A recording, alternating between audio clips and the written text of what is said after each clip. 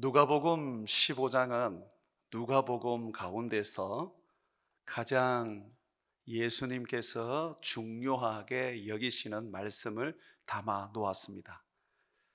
왜 그렇게 생각할 수 있느냐 하면 예수님이 어떤 교훈을 하실 때에 쉽게 교훈하시려고 비유를 쓰십니다.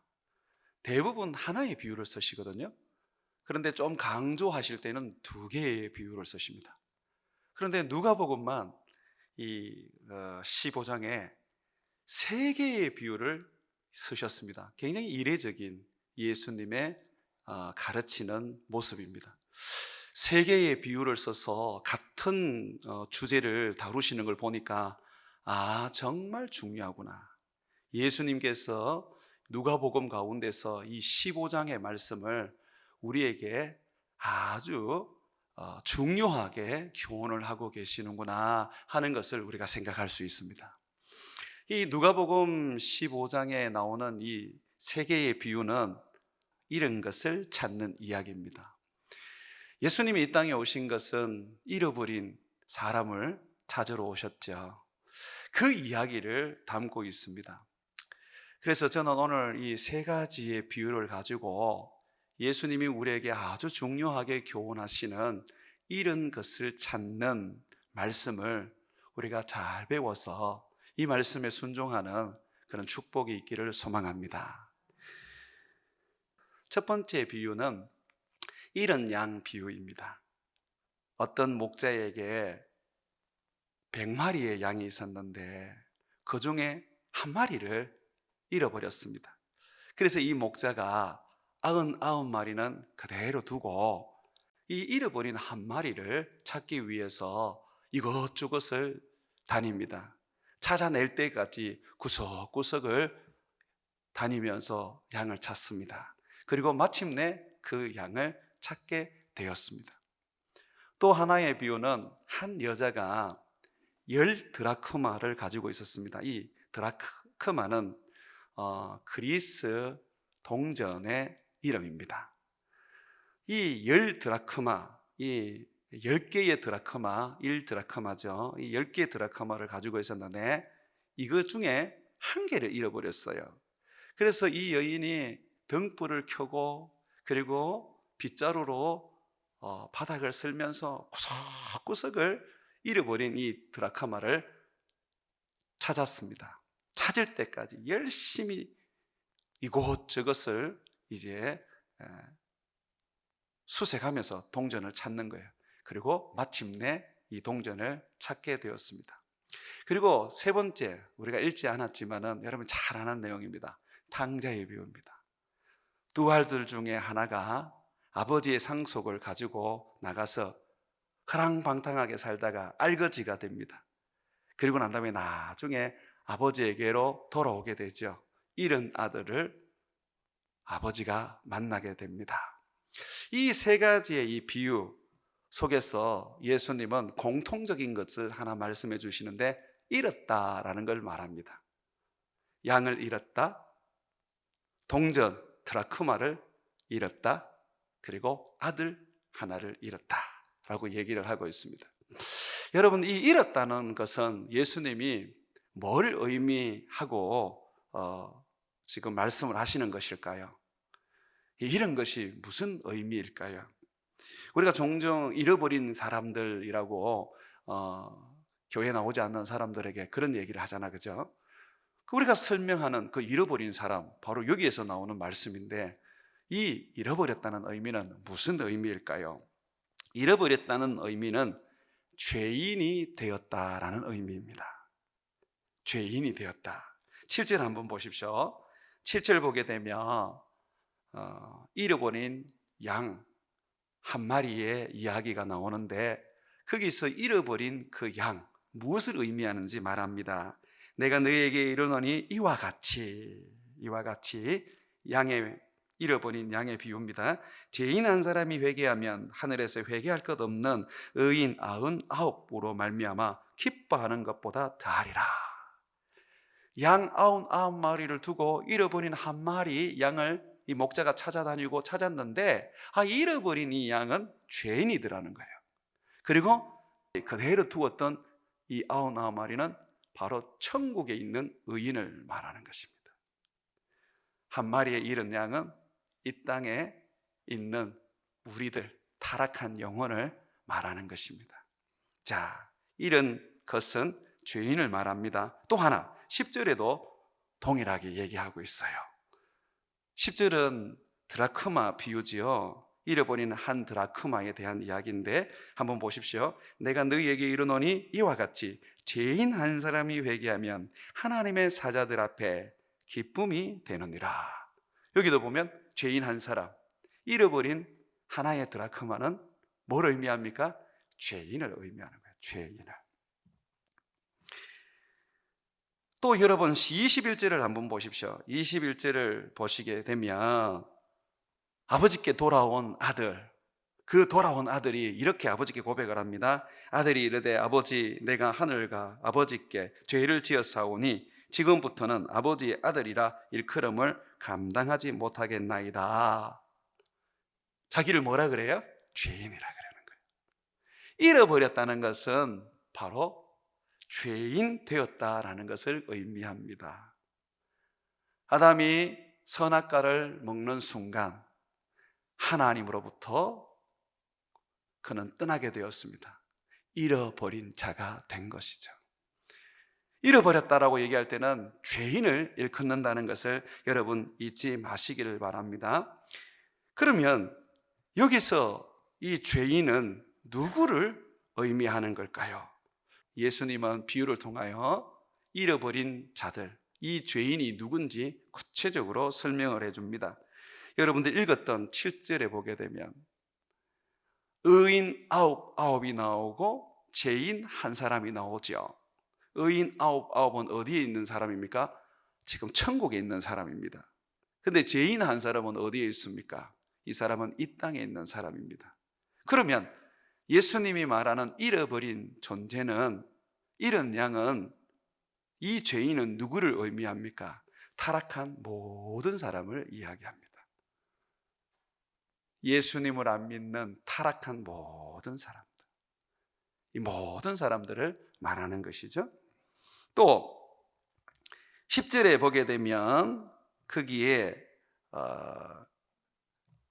죄인 한 사람이 회개했다라고 말이 나오는데 이 비유에서 우리가 조금 주의를 기울여야 하는 부분이 뭐냐면 여자의 잃어버린 드라크마를 예수님이 지금 사용을 하고 있거든요. 그러면 이 한 드라크마는 노동자의 하루 품삯입니다. 그 당시에 인건비가 굉장히 저렴했기 때문에 하루 품삯 그거 잃어버렸다고 해서 온 집안을 다 찾아서 그 동전을 찾는데 예를 쓴다는 것은 조금 우리가 상식적으로 이해가 안 됩니다. 이것은 동전의 가치가 있는 게 아니고 결혼을 할 때에 신랑이 여자의 아버지에게는 지참금을 주고 여자에게는 결혼 반지와 같은 예물을 주는데 바로 이 그리스 화폐 이 드라크마를 10개를 연결을 해서 목걸이처럼 만들어 줍니다. 그거를 어디에 여자가 쓰느냐면 요 머리에 이렇게 씁니다. 그러면 여기 드라크마 10개를 줄을 이어서 이렇게 머리에 쓰게 되면 저 사람은 누구와 결혼했다, 또는 저 사람은 이제 결혼하는 신부다라는 의미를 가지고 있습니다. 그러니까 결혼 반지와 같이 굉장히 소중한 거예요. 그러니 여자가 이 10개 중에 한 개를 잃어버렸으니까 그걸 찾으려고 얼마나 애쓰고 힘썼겠습니까? 바로 남편이 자기에게 준 결혼의 증표, 결혼 반지와 같은 것이기 때문에 그거는 돈으로 측량할 수가 없는 거 아니겠습니까? 자, 그리고 여기에 보면 이 여자가 등장하는데 앞에 이런 양의 비유에서는 한 사람, 목자의 이야기가 나오죠. 아홉 이 양은 하늘에 있는 의인이라 그랬잖아요. 그런데 하나의 잃어버린 양은 죄인이라 그랬죠. 그러면 이 하늘에 있는 의인을 두고 이 땅에 내려오신 예수님을 지금 목자로 비유하고 있습니다. 맞죠? 이 목자의 비유는 양을 찾으러 오신 한 사람은 예수님을 말합니다. 이거는 우리가 달리 해석할 이유가 없어요. 하늘에서 내려오신 분은 오직 한 분, 예수님밖에 없습니다. 자, 그리고 마지막 비유인 탕자와 아버지의 비유는, 여러분, 이 아버지는 하늘 아버지, 우리 아버지 맞지 않습니까? 자, 그런데 이 탕자의 비유를 보면 탕자가 집을 나가게 된 것은 아버지로부터 상속을 받고 난 다음에 나가게 됩니다. 상속을 받았다는 것은 천국을 선물로 받았다는 것을 의미합니다. 구원을 얻었다는 것을 분명하게 말을 하고 있는 것입니다. 그런데 이 구원을 얻은 사람이 가서 그 상속받은 것을 허랑방탕하게 다 허비해 버립니다. 마치 구원을 완전히 다 잃어버린 상태가 돼버린 것이죠. 그러면 여러분 보십시오. 양 비유에서는 예수님을 이야기하고 탕자의 비유에서는 아버지를 얘기한다면, 그러면 여인, 이 드라크마를 잃은 여인의 비유는 누구를 의미하겠습니까? 여러분, 성령님이십니까? 학자들은 성령님이라는 이야기를 합니다. 그러나 저는 여러분들에게 교회라고 말씀해 드리고 싶습니다. 왜냐하면 교회는 항상 예수님의 신부로 비유가 되고 있고요, 계시록에 가보시면 여자가 등장하는데 바로 교회를 이야기합니다. 그리고 여자가 남편에게 받은 그 드라크마는 그에게는 결혼 반지와 같은 보석인데요, 성도는 교회의 보석입니다. 그것은 성경이 그렇게 말하고 있습니다. 그러면 여러분, 지금 양 비유에서는 예수님을 믿지 않는 모든 세상 사람들을 이야기한다면, 이 여자의 드라크마 비유는 누구를 의미하겠습니까? 교회를 다니다가 떠난 사람들을 비유합니다. 예수님을 믿고 예수님을 섬기다가 떠난 사람. 그리고 탕자의 비유에서 상속받은 둘째 아들은 이미 구원도 받고 하늘의 상속을 받았는데도 불구하고 타락하여서 세상으로 가버린 존재를 이야기합니다. 예수님은 세 가지 비유를 통해서 먼저 세상 모든 죄인을 말하시고, 그 다음에 교회를 떠나버리고 주님을 떠나버린 사람을 이야기하시고, 그리고 세 번째는 하늘나라를 상속을 받았는데도 불구하고 하늘의 영광을 경험하고 성령을 체험했는데도 불구하고 주님을 떠나버려서 주님이 주신 모든 상속을 다 잃어버린 그런 타락한 영혼, 예수님을 믿었지만 이 배교한 영혼과 같이 주님은 또 말씀해 주고 있습니다. 그렇다면 여러분, 이 세 가지 비유를 통해서 우리가 만약에 이런 자를 찾는다면 모든 사람을 우리가 다 그 대상에 둬야 된다는 것입니다. 예수 안 믿는 사람들도 두고, 교회를 다니다가 실족해서 안 다니는 사람, 그 사람들도 두고, 예전에는 뜨겁게 예수님을 믿고 눈물 흘리고 성령을 받았지만은 배교해서 예수님을 떠나버린 그 사람까지도 우리는 이런 사람으로 여기고 그 사람을 구원해야 한다는 것입니다. 그러면 우리는 모든 사람에게 다시 복음을 전해야 됩니다. 당신은 옛날에 예수님을 믿었는데 지금 안 믿는 거 보니 당신은 내가 볼 때 하나님의 택한 사람이 아닙니다. 우리는 당신에게 복음을 전하지 않겠습니다 라고 한다면 오늘 비유를 잘못 알고 있는 거예요. 안 믿는 사람, 교회를 다니다가 떠난 사람, 구원까지 받았는데, 천국을 상속받았는데, 그런데 배교한 사람, 이 사람까지도 우리는 다시 복음을 전해야 합니다. 할 수만 있으면 우리는 복음을 전해야 합니다. 여러분, 예수님이 다시 와버리면 그때는 기회가 없습니다. 예수님이 다시 올 때까지 배교를 했더라도, 교회를 떠났더라도, 아무도 예수님을 만나보지 못했더라도 그 어떤 사람이든 간에 우리는 모두에게 복음을 전해야 합니다. 사랑하는 여러분, 복음을 전하실 때에 어떤 사람을 만나든지 간에 차별을 두지 말고, 제가 말씀드립니다. 설령 배교를 했다 할지라도 여러분 그 사람을 향하여 손가락질하지 말고 그 사람에게 다시 한번 복음을 전하는 복된 자들이 되시기를 주의 이름으로 축원합니다. 자, 이렇게 잃었다는 말의 의미가 있고요. 그리고 보면 찾았다라는 말을 또한 공통적으로 씁니다. 잃은 양을 목자가 찾아서 얼마나 기뻤는지 잔치를 엽니다. 잃은 드라크마를 여인이 찾아서 얼마나 기뻤는지 사람을 불러서 잔치를 엽니다.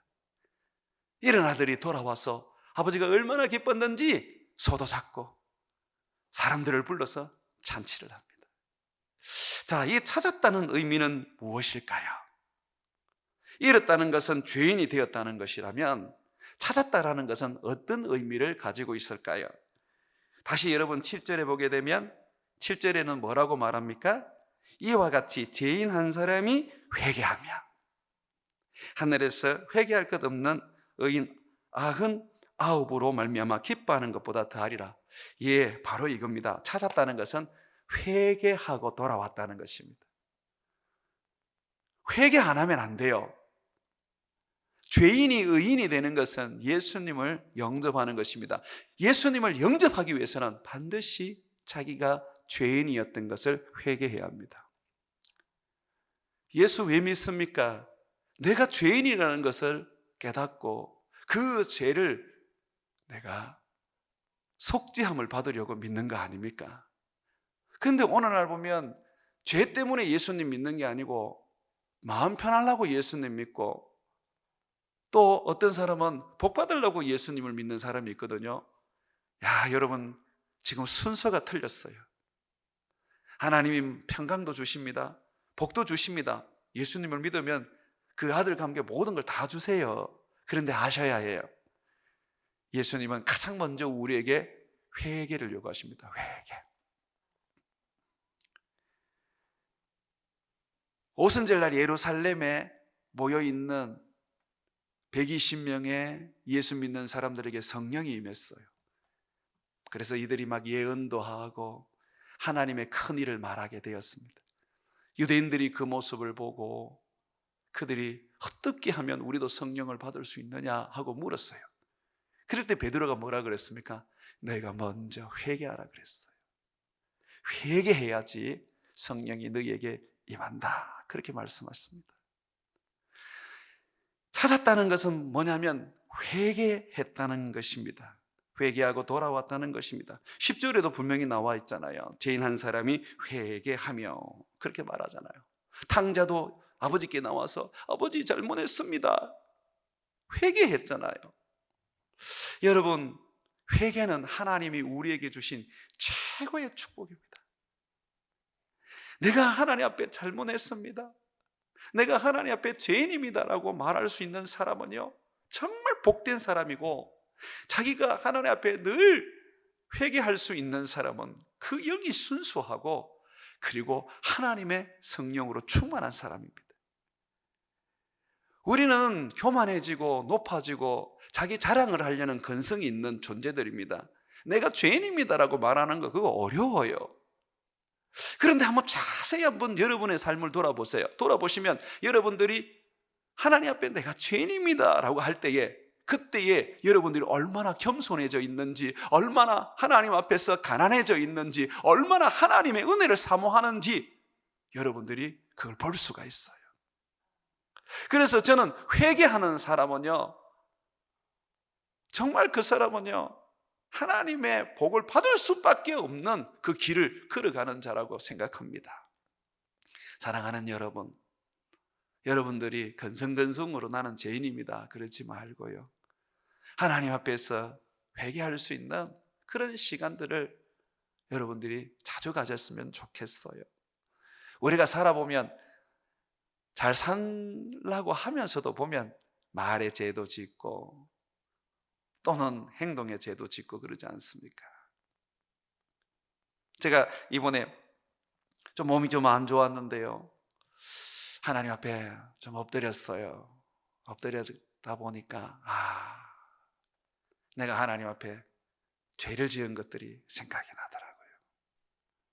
그래서 하나님 앞에서 제가 회개를 했습니다. 하나님 앞에 회개를 하고 나니까 몸은 아픈데도 내 마음은 너무 행복하더라고요. 우리의 마음이 행복하고 우리 주님과 동행하고 우리 주님께로 돌아가서 우리 주님의 그 사랑을 우리가 마음껏 누릴 수 있는 그 비결이 회개입니다. 그럴 때 주님이, 이 회개할 때에 주님이 우리에게 말합니다. 찾았다. 내 양을 찾았다. 내 드러커마를 찾았다. 내 아들을 찾았다 하면서 기뻐하는 것입니다. 회개를 하기만 하면 하나님은 얼마나 좋으신지, 우리 주님은 우리의 죄를 사하여 주시고 사하여 줄 뿐만 아니라 기뻐하시고 즐거워하시며 우리에게 말로 형용할 수 없는 큰 은혜를 베풀어 주시는 것입니다. 그렇듯 이 주님께서 회개하고 돌아오는 우리들에게 축복을 하는데, 세 가지 이 비유 속에서 이 잃은 존재를 찾아다니는 그 분이 나옵니다. 먼저 잃은 양은 목자이신 예수님이 찾아다니시고요, 잃은 드라크마는 여인이 찾아다닙니다. 다시 말해서 교회가 찾아다닙니다. 그래서 교회가 해야 될 일은 예수님이 잃은 양을 찾아다니듯이 잃은 영혼을 찾아다녀야 합니다. 그 영혼을 구원해야 합니다. 회개하고 교회로 돌아오게 만들어야 합니다. 교회의 가장 우선순위죠. 여러분들은 지금까지 너무 잘하셨어요.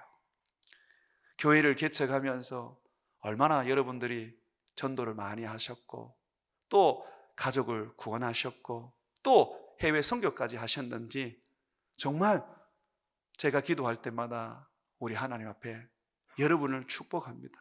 우리 성도들은 정말 잃은 자를 찾기 위해서, 잃은 드라크마를 찾기 위해서 예수는 여인과 같이 살았다고 제가 고백을 합니다. 이제 코로나가 거의 끝났어요. 저는 이제는 우리 가족들과 우리 이웃들과 우리 민족의 잃어버린 영혼을 구원하는데 앞으로 마음을 좀 많이 두려고 합니다. 교회가 시작되면서 선교에 마음을 많이 두고 여기까지 달려왔는데, 이제는 선교가 우리 성도들이 직접 해나갈 수 있도록 다 자리를 잡았습니다. 재정도 독립이 되었고 또 이제 제가 신경을 안 써도 우리 선교위원들이 장로님들과 함께 얼마나 사역을 잘하는지 이제는 제가 볼 때에 됐다 싶은 생각이 들어요. 그래서 이제 우리 집을 좀 세우려고 그럽니다. 우리 김천에도 잃어버린 영혼 구원하고 우리 민족에도 잃어버린 영혼을 좀 구원해서 세계 선교 못지않게 죽어가는 내 동포들, 내 민족들, 내 가족들도 회개하고 주님께 돌아오는 그런 축복된 역사를 우리가 세우기를 소망합니다. 사랑하는 여러분, 저는 김천의 인구의 10%를 우리 교회가 구원하기를 원합니다. 15만이니까 1만 5천의 영혼을 구원해야지요. 이것이 이루어질지 안 이루어질지 모르지만 우리가 하나님 앞에 10%를 위해서 정말 헌신하겠습니다. 우리가 그렇게 기도하고 마음을 먹고 달려간다면 우리 때에 이루지 못해도 우리의 자녀 때가 되면 이루지 않겠습니까? 교회가 김천에 한 200교회가 있는데요, 우리와 함께 복음을 전할 겁니다. 그래서 저는 우리 교회는 한 10%만 당담하자. 나머지는 다른 교회들이 할 거니까 우리가 이 10%의 영혼을 구원하자. 그걸 위해서 이제는 우리가 달려가자. 잃어버린 드라크마를 찾기 위하여 애썼던 여인처럼 우리 교회는 그런 드라크마를 찾는 주의 신부가 되어야 합니다. 이런 아들을 찾는 그 내용을 보게 되면 이 내용은 조금 독특합니다. 아버지가 찾아가지 않아요. 아들이 스스로 옵니다. 스스로 옵니다. 우리가 찾아가지 않아도 때로는 하나님이 스스로 오게 하십니다. 그런 걸 우리가 종종 보잖아요. 그냥 답답해서 교회 왔습니다. 교회 오고 싶어서 왔습니다. 예수님이 어떤 분인지 좀 배우려고 왔습니다. 이런 분들을 우리가 종종 만나지 않습니까? 아버지께서 그들을 부르시고 계시기 때문에, 또한 그들을 기다리고 계시기 때문에 주님께서 그들을 부르시는 겁니다.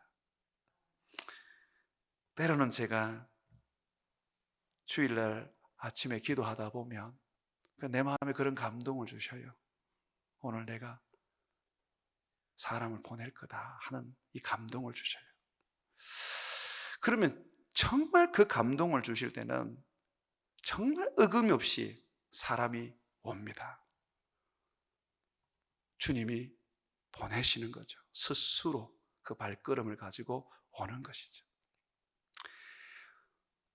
우리 교회는 이렇게 스스로 오는 사람들이 있고, 예수님께서 온데로 찾아다니시면서 복음을 전하셔서 회개하는 그런 일들을 하시는데, 지금 좀 우리에게 부족한 것이 뭐냐면 여인이 드라크마를 찾는 것처럼 교회가 잃어버린 영혼을 찾는 부분에 있어서 조금 부족합니다.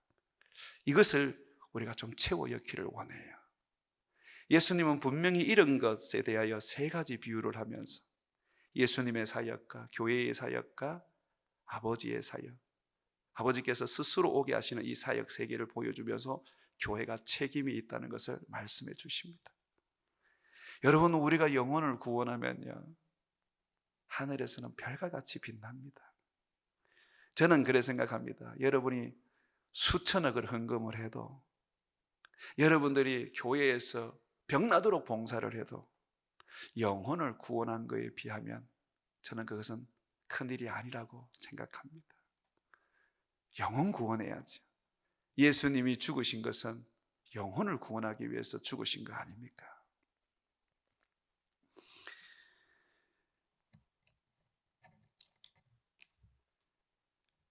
우리 주님께서 우리 교회를 세우셨을 때에 주님 참 많은 초신자들을 교회에 보내주셨습니다. 처음 공장에서 예배를 드릴 때 1년에 세례를 4-5번 이상 주었습니다. 새로운 사람이 자꾸 전도되어서 오는 것이죠. 저는 그 하나님의 영광을 우리 교회가 다시 회복하기를 원합니다. 여러분, 얼마 전에 어떤 분에게 제가 이야기를 들었는데, 이분이 직장에서 새로운 이제 직원이 왔을 때 그냥 자기는 뭐 의미 없이 그렇게 말을 한번 던졌대요. 이제 저하고 같은 동료가 되었는데 나는 예수 믿는 사람이에요. 우리 교회 한번 가실래요? 그렇게 얘기를 했대요. 웃으면서 그냥. 근데 이 들었던 사람이 환한 얼굴로 네, 교회 가고 싶습니다 라고 하더라는 거예요. 그 교회 한번 가자고 했던 이분이 갑자기 그렇게 교회 가고 싶다 그러니까 당황을 해가지고, 자기는 그냥 던져본 말인데 그렇게 반응을 하니까 당황을 해가지고 어쩔 줄을 몰랐던 거죠. 근데 가겠다 그러니까 그분을 이제 주일날 교회에 모시고 갔는데 이분이 그 교회에 가서 예수님 영접하고 자기 친구를 데리고 또 교회를 가시더래요. 그 가신 데가 시골 교회이거든요. 여러분, 이 시대는요, 우리 주님이 말합니다. 이미 추수할 때가 다 됐고 지났다. 너희는 그냥 낫을 가지고 비기만 한대. 교회 한번 가시죠. 우리 교회 한번 가보실래요? 예수 한번 믿어보십시오. 예수님이 당신을 축복합니다.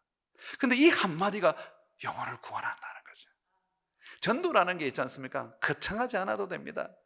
예수님이 성육신을 하셔서 고난받고 십자가에서 죽으시고 그리고 부활하시고 재림하셨고 부활하셨고 나중에 성천하셨고 또 재림합니다. 이런 얘기 다 안 하셔도 됩니다. 그냥 여러분 한마디만 하시면 됩니다. 너무 인상이 좋으시네요. 혹시 저하고 교회 한번 가시겠습니까? 빈말이라도 여러분이 던지면요, 우리 주님께서 그 영혼을 낚을 수 있는 축복을 주십니다. 사람 낚는 어부가 되게 하리라고 주님이 말씀하셨습니다. 주님이 사람 낚는 어부가 되도록 만들어 주시겠다고 하신 거예요. 사랑하는 여러분, 우리 한마디 그냥 던지는 것이 영혼을 구원할 수 있는 것이라면 우리가 해야 되지 않겠습니까? 교회 한번 가시죠. 우리 베들로 교회에 좋은 일이 많습니다. 한번 오셔서 같이 예수님 믿어보시죠. 우리가 이 한마디 던져서 영혼을 구원하게 된다면 정말 우리에게는 얼마나 큰 기쁨이 있겠습니까? 오늘 성경은 잃은 것을 찾는 세 가지 비유를 통해서 그 잃은 것을 찾기 위해서는 수고하고 헌신해야 한다는 것을 가르쳐 줍니다. 어린 양을 찾는 그 비유에서 4절을 보십시오. 4절을 보게 되면 잃은 양을 찾아다니는 이 목자의 수고를 거기에 기록해 놓았습니다. 너희 중에 어떤 사람이 양 100마리가 있는데 그 중에 하나를 잃으면 99마리를 두고 덜에 두고 그 잃은 자를 찾아내기까지 찾아다니지 아니하겠느냐. 여기 보십시오. 찾아내기까지 찾아다니지 않겠느냐. 그냥 몇 번 찾아보고 그냥 떠나는 게 아닙니다. 찾을 때까지 애써서 힘써서 다니는 것입니다. 예수님이 그렇게 하셨어요.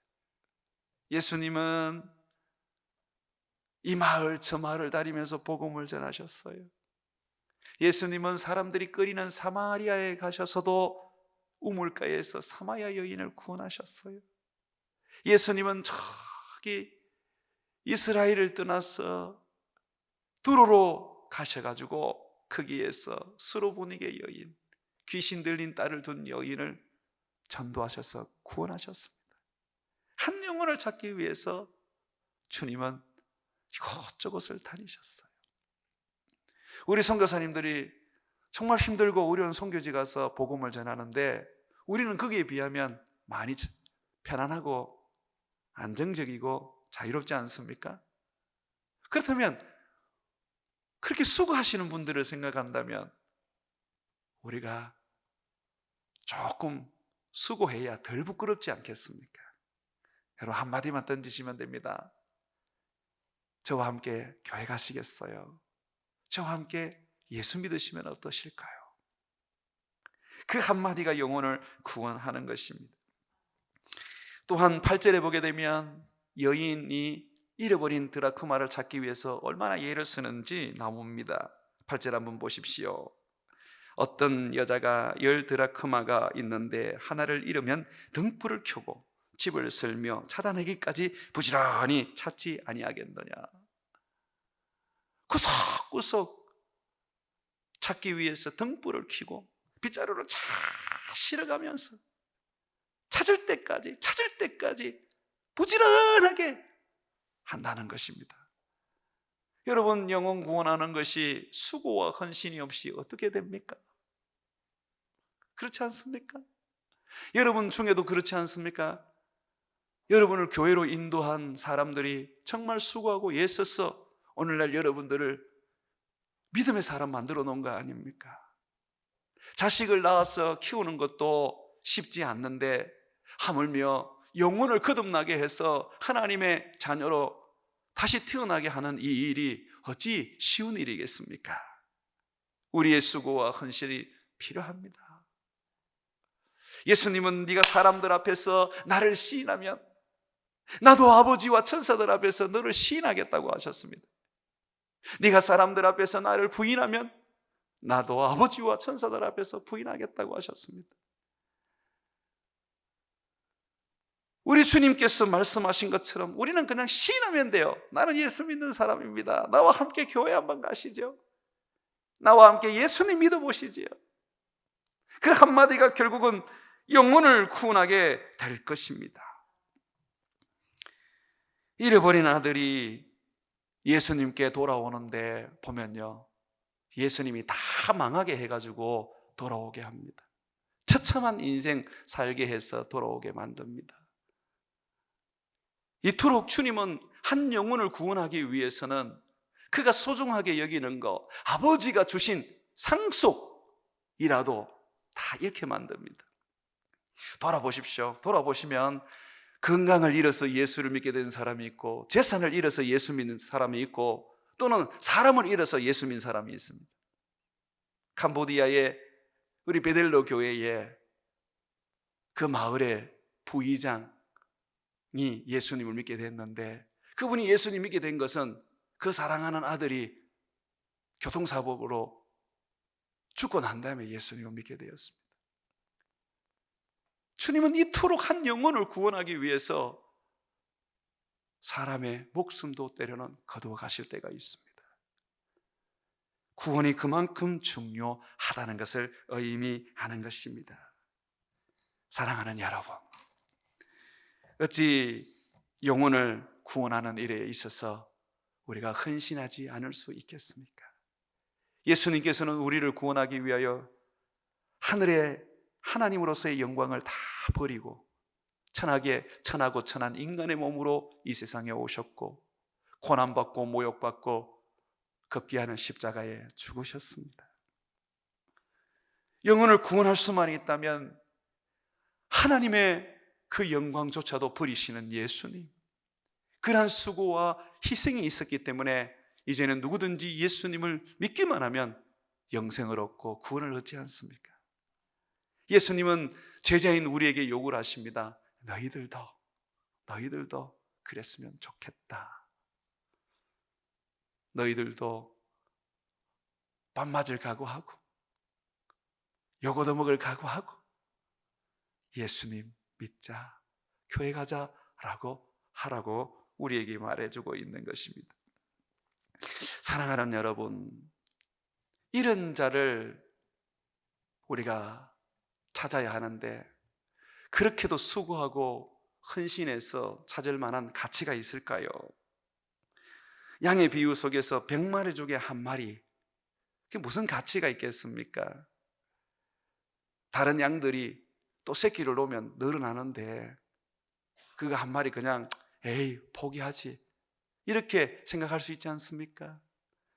양을 길러본 목자들에게 물어보면 양을 잃는 것은 흔한 일이라고 말합니다. 그런데 오늘 예수님이 우리에게 분명히 말합니다. 나는 잃어버린 한 양, 그거 가치 없다고 생각하지 않는다.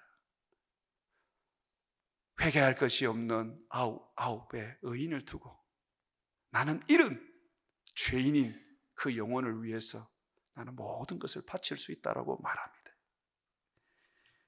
주님이 보시는 이런 영혼의 가치는 누구도 측량할 수 없는 큰 가치를 가진 존재들입니다. 그것이 우리 하나님께서 예수도 아끼지 아니하고 십자가에 내어놓으신 주님의 모습입니다. 10드라크마 비유에서도 한 드라크마, 그거 노동자 하루 품삯에 불과할 뿐인데 까짓 거 그거 없으면 다른 드라크마 하나 가져서 치우면 되지 않습니까? 그런데 여인에게는 다른 드라크마가 의미 있는 게 아니에요. 신랑이 준 드라크마, 머리에 장식품으로 쓰고 결혼 반지와 같은 그 신랑이 준 그 드라크마가 소중한 것이죠. 우리 주님이 우리 교회에 준 그 영혼들, 우리가 소중하게 여겨야 합니다. 그들이 바로 우리 교회의 보석이고, 그들이 바로 우리 주님이 우리 교회를 축복하기 위하여 세워놓은 하나님의 영혼들입니다. 아들이 아버지의 재산을 다 가지고 가서 허랑방탕하게 썼어요. 아버지 것을 다 잃어버린 아들, 알거지가 된 아들, 무슨 가치가 있겠습니까? 그러나 아버지는 아들이 어떻게 살았든 상관없이 돌아오기만 하면 그 가슴에 품고 그를 다시 축복하며 잔치를 엽니다. 이것이 바로 영혼의 가치입니다. 사랑하는 여러분, 우리가 이 영혼의 가치를 인정하고 사람을 살리는 교회 만들기를 소망합니다. 이제 저와 함께 한번 죽어가는 영혼들을 한번 건져보시죠. 1만 5천의 영혼을 구원하고 3천의 제자를 만들고 300의 선교사와 목사들을 세워서 우리 주님 앞에 서는 그날 잘했다고 칭찬받는 저와 여러분 되기를 원합니다. 6월 달에 우리 교회가 8주년 기념 예배도 드리고 초청 잔치를 합니다. 여러분 한 3달, 3달, 4달 남았는데 지금부터 기도하시고 하나님 나도 한 영혼 구원하게 해주세요 라고 한다면 하나님이 여러분에게 한 영혼을 구원할 수 있는 힘을 주실 겁니다. 저와 함께 이 김천을 섬기며 영혼을 구원할 수 있는 그런 삶을 한번 살아보시기를 주의 이름으로 축복합니다.